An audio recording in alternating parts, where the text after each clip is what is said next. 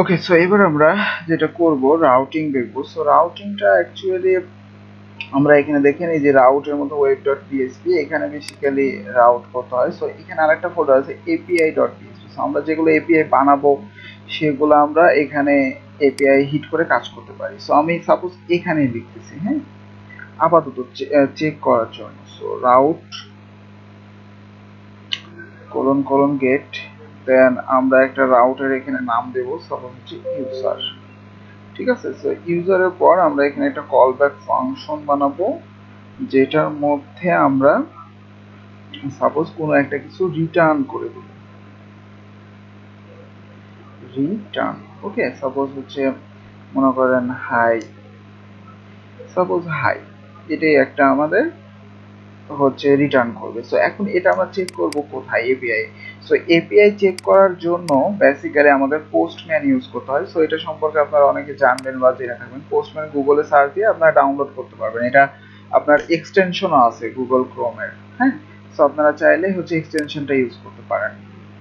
So এখানে দেখেন এই যে আমি আমাদের যে ইউআরএলটা সেটা লিখে এখানে আমি সেন্ড করছি, তাহলে আমাদের যে আউটপুটটা মানে যে সার্ভারটা রান আছে কোডটা পিএইচপি আর্টিসান সার্ভারের মাধ্যমে, তো আমার কিন্তু আউটপুটটা দেখিয়ে দিচ্ছে। সো এবার আমি যদি স্ল্যাশ এখানে লিখি ইউজার, সো আমি যদি এটাকে সেন্ড করি,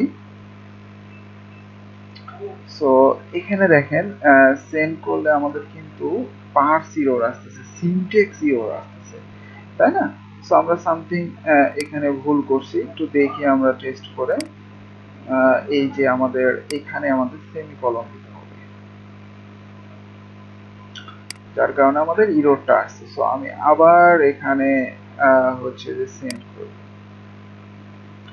সো দেখেন এখন কিন্তু আমার এখানে বলতেছে যে 404 নট ফাউন্ড।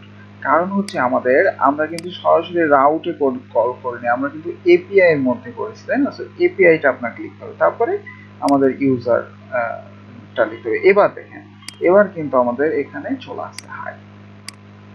ওকে, সো আমরা মনে হয় বুঝতে পারছি ব্যাপারটা। সো এপিআই আমাদের কিন্তু লিখতে হবে, কারণ এটা একটা এপিআই আমাদের ক্রিয়েট হচ্ছে যে এই জায়গাতে কল করলে আমাদের কি হবে অ্যাকচুয়ালি।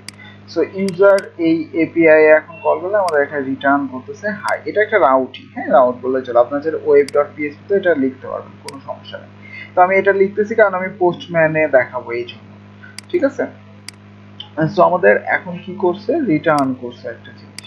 সো এখন আমরা যদি চাই যে এখানে কোনো একটা কিছু প্যারামিটার পাঠাতে, সাপোজ মনে করেন এই জায়গায় আমি নেম পাঠালাম একটা, হ্যাঁ, সেই নেমটাকে আমাদের কোথায় ধরতে হবে? এখানে আর্গুমেন্টে।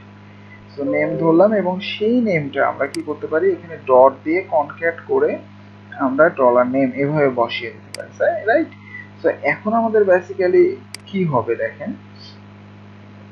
সো আমরা যদি এবার রিলোড দিয়ে এখানে এবার একটা প্যারামিটার আমাকে পাঠাতে হবে স্ল্যাশ দিয়ে, তাই না? নেম, সাপোজ আমি এখানে পাঠালাম রাইহান এই কথাটা। সো আমি যদি সেন্ড করি, এই যে দেখেন হাই রাইহান। সো আমাদের আসছে কিন্তু। সো আমাদের কি করতে হবে, এখানে একটা স্পেস জেনারেট করতে হবে, ঠিক আছে? তাছাড়া নামটা অ্যাকচুয়ালি বুঝতে পারতেছি না। আবার আমি রিলোড দিই, এই যে দেখেন। ওকে, সো আমি প্যারামিটারটা পর্যন্ত দেখালাম, নেক্সট আমি আরো কিছু দেখাবো। ওকে,